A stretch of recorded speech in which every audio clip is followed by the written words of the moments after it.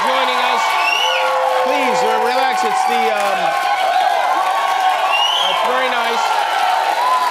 It's the day 6 of the new year. This is the day that new Peloton becomes a towel rack at home. The Mega Millions jackpot is up to almost $1 billion, $940 million. Guillermo, remember that time we hooked you up to a lie detector and we asked you if you would quit this job if you won the Mega Millions, and then you said, no, I wouldn't, and then it turned out you were lying? Yeah, I remember that, too.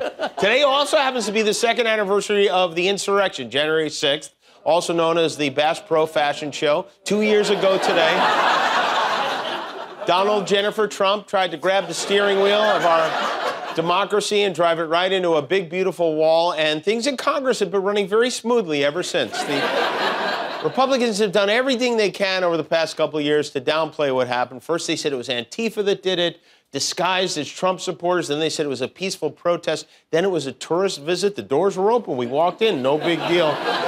In 5 years, it'll be like a bar mitzvah that got a little out of hand. But I think it's important to remember this is not a peaceful protest. This is a violent mob breaking and entering into our nation's capital to try to overthrow a free and fair election. Yeah.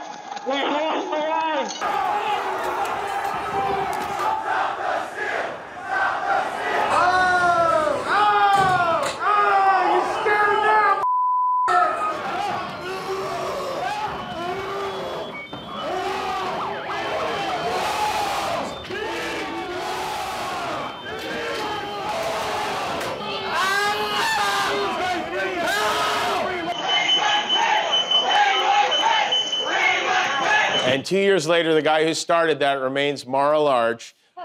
2 years later, I thought it might be interesting to catch up with some of the old members of Team Treason to find out what they're up to since the insurrection, starting with the QAnon shaman. You remember this horny gentleman? His real name is Jake Chansley. He's still in prison, which for him actually might be an improvement because before he went into prison, he was living with his mom. There's his mom, Martha. She stands by her baby boy. As for Jake, Jake says that when he gets out, he plans to write an autobiography. Not sure why he hasn't been using the 22 hours a day in his cell to do that, but I guess he's busy masturbating to videos of Marjorie Taylor Greene doing his squats. Next up, we have Jenna Ryan. You remember the insufferable real estate agent who took a private jet to the insurrection? There she is aboard Karen Air. She took a private jet, and then she announced via tweet that she wouldn't serve time in prison because she's white. Well, that was right before she went to prison. Jenna got out of prison in February and she's turned her life around. She's currently attempting to set a Guinness World Record by demanding to speak to the manager of every Yankee Candle shop in the state of Texas. Then we have Richard Big O Barnett, the unemployed window salesman who broke into Nancy Pelosi's office with a stun gun, left a note on her desk calling her a bitch. Big O was indicted on 3 felony counts and is awaiting trial. He believes he's being railroaded by the deep state and spends his free time asking strangers outside bait shops to smell his fingers. Meanwhile, a guy Cleto and I actually went to high school with in Las Vegas, his name back then was Elmer, which may have paved the way for the life of turmoil that followed. Carnival Cyclops Stuart Rhodes, founder of the Oath Keepers, who directed his divorced dad goon squad to start a little civil war, was found guilty in November of seditious conspiracy, now faces up to 20 years in federal prison. Weirdly, this is also true. Elmer and his lawyer became lovers, and she has now been indicted on charges of felony obstruction and document tampering. That's what love does to you. And as for Elmer, who wears, by the way, an eye patch because he is a major gun rights advocate, he dropped his gun and accidentally shot himself in the face. Is currently behind bars sleeping with his one good eye open and probably having collect-call phone sex with his lady friend. And then lastly, we must not forget the supreme leader of the insurrection. We love you. You're very special. Is now a mentally ill imaginary baseball card dealer who lives on a golf course in Florida and spends his days and nights pretending he's still president of the United States. Solid group. They should put them all on an island somewhere. January 6th, it isn't a holiday, but it is a notable day. And to commemorate it, because we should not forget what happened. We looked it up. The traditional 2nd anniversary gift is cotton. And so I think if you're looking for a gift for a MAGA-loving loved one today, this might be it. Celebrate the 2nd anniversary of the insurrection with a gift any red-blooded seditionist would treasure. It's amazing. January 6th cargo shorts. Be the trader of your dreams in these high-quality shorts that'll have your 8chan message board screaming, "You look proud, boy." There's a pocket for your face paint, a pocket for your raccoon pelt, another for your overdue alimony payment, one to store your stepmom's phone number when you need to post bail, and a pocket for a noose that'll have Mike Pence running for a Waffle House. Act now and we'll fill one of those pockets with a 2000 Papa Roach CD. Every pair of January 6 cargo shorts are lovingly assembled in a Chinese sweatshop. But we put a big Made in the USA patch right on the ass. Hey! Do your next insurrection in style, in the roomiest shorts this side of the Capitol Police line. Available in XL, XXL, XXXL, and Daddy Donald. January 6th cargo shorts. Call now.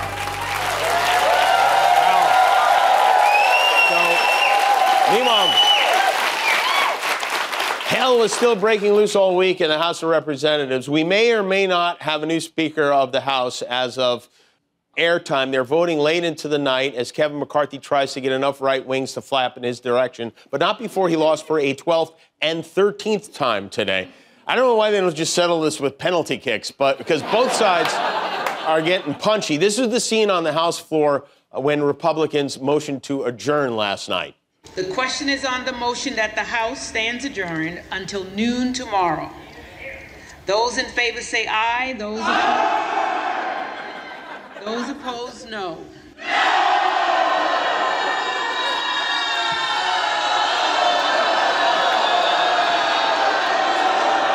Well, at least they're having fun with it, I guess. It's Kevin McCarthy made some progress today by basically opening up a concession stand, handing out concession after concession. There were 20 holdouts this morning. In order to win, he had to come up with something to give these people. And you know what? I think he's going to be fine with one kidney. Most donors go on to live very healthy, very productive lives. And by the way, Kevin McCarthy lost all those times in a row. He wasn't even running against anyone. He lost 13 times running against himself. He's like the guy, your friend at the bachelor party who's getting beaten so badly at the blackjack table, you start to think about calling his wife. But with that said, the Never Kevers appear to finally be running out of steam. One of the biggest haters is a guy named Bob Good. Bob serves the Commonwealth of Virginia and says there is no situation in which he would vote for Kevin McCarthy. No. I'm absolutely a no. You're absolutely. You don't ever have to ask me again if I'm a no. You never have to ask me again if I'm a no on Kevin McCarthy. I will never vote for Kevin McCarthy. No matter Thank what. you, Will guys. others in there vote for him? Gosh, well, wow, whoa. Well, I guess that's one less vote for the opposition, huh? Speaking of buses, Prince Harry has been throwing his family under them one by one. That last night, I mentioned he's got this book coming out. He recounted a physical altercation he had in which his brother William beat him up pretty badly. And today we got another bit of tid that says at William and Kate's wedding, Harry was suffering from a frostbitten penis, for real.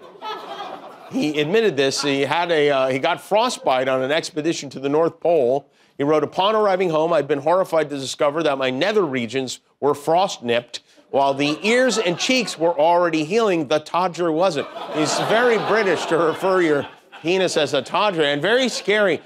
You know, without a functioning Todger, it's impossible to Roger. You can't Roger with a dodgy Todger. It's very well documented, but it is crazy to learn that the prince went to his brother, the royal wedding, with a frozen Todger. And when you really examine the video, I want you to listen closely here because it makes a lot more sense.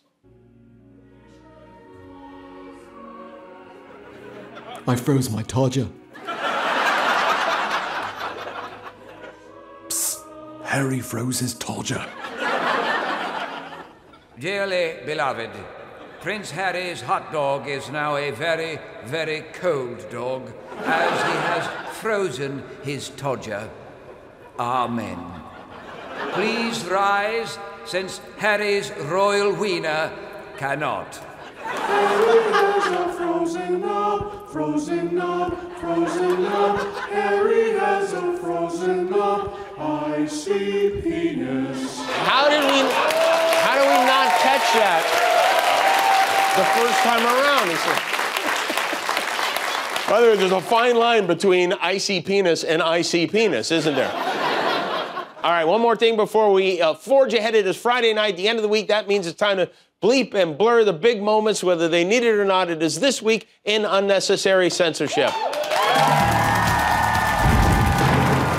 First year back together in the New Year. How are your holidays? I had a lot going on. I a lot of with the boys. The high-level source is telling the Ingram Angle late tonight that Kevin McCarthy is closer to off at least 12 more supporters. Do you want to just talk about the elephant in the room, right? Go ahead. Okay, so we can't.